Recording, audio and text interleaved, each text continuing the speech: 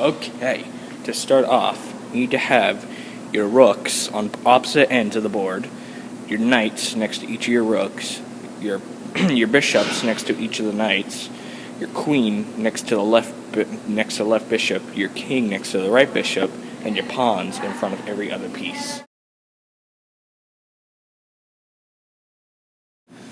The first piece I'm going to show you how to use will be the pawn, the most expendable piece in the game of chess. They look a lot like the bishop, except they're shorter, and the ball on top of them is a lot bigger.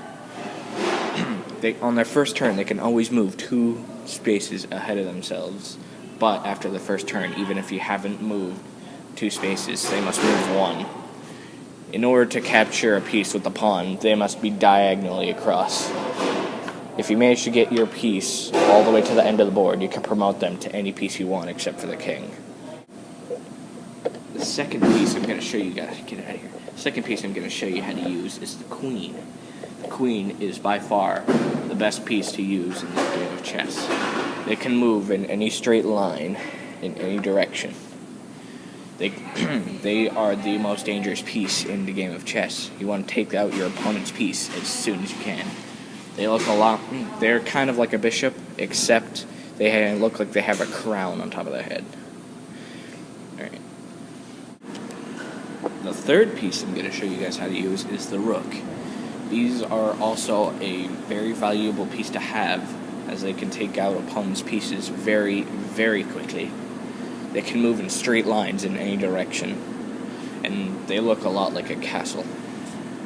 Taking out your opponent's rooks should also be a priority, as they can castle in with the king to make it so that the king's more defended. The fourth piece that I'm going to show you is the bishop.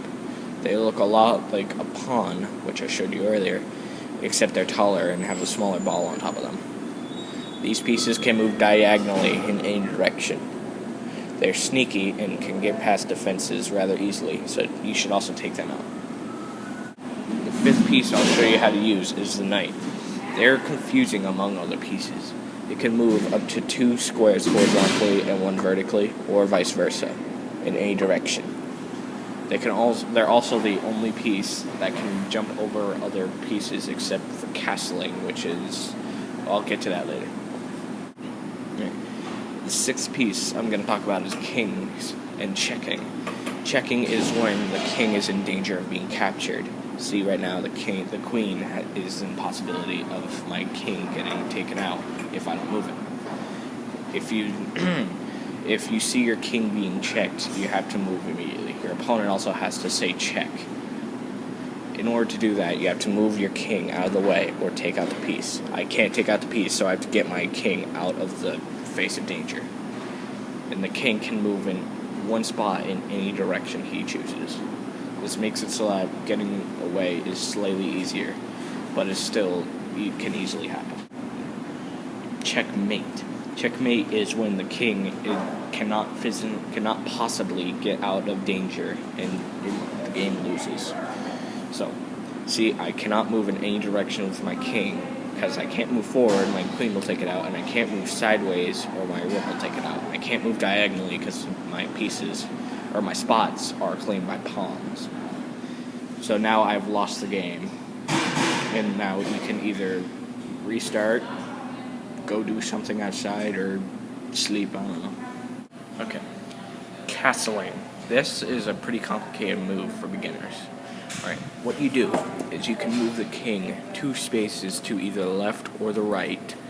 Say like this, or like this. And the rook can jump straight over the king, right to his side. This will give him a defensive upgrade, if you will, which makes it so that enemies can't get, or your opponent can't get to your king as easily.